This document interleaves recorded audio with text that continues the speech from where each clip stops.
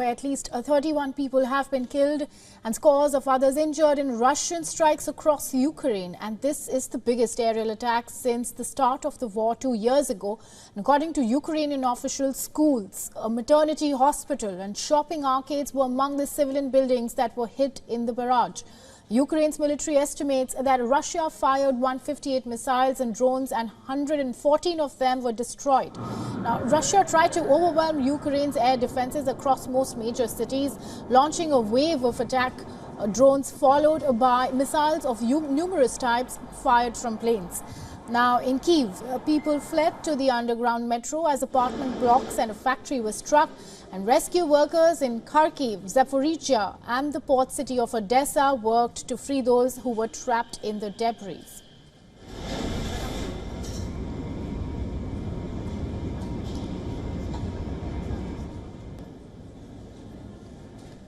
Multiple fatalities have been reported in the regions, with dozens injured, including children, as residential buildings were shelled.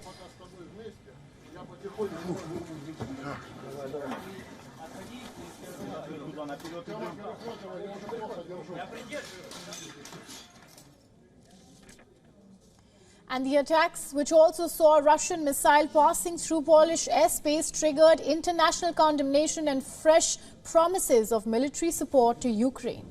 Now, NATO member Poland's armed forces said that an unknown airborne object, which they identified as a Russian missile, entered the country's airspace from the direction of Ukraine for 3 minutes.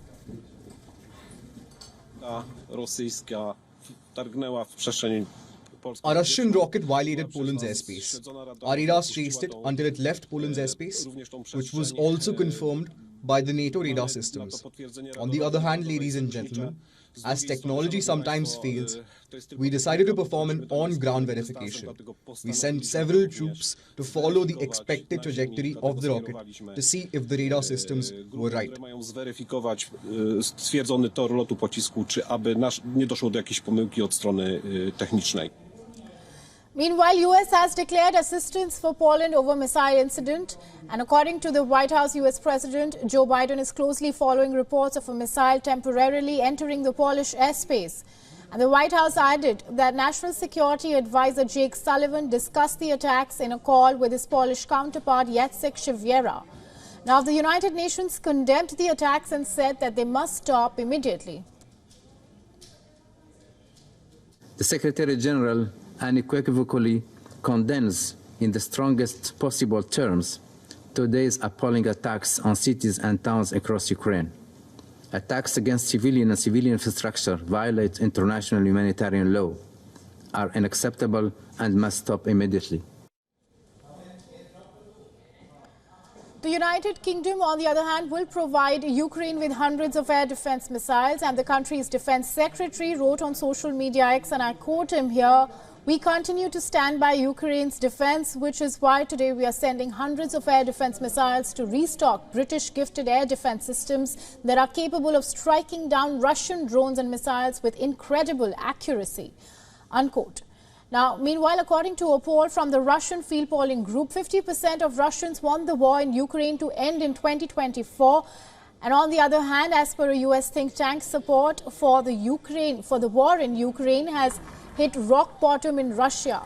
And as per the reports, the number of Russians who support the war have halved since February.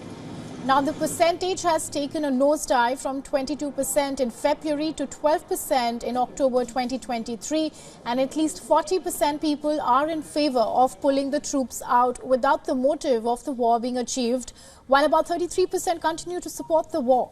Now, tying it to the larger picture, the Institute for the Study of War has said that the shrinking poll numbers for the war has left Kremlin concerned over the 2024 presidential elections.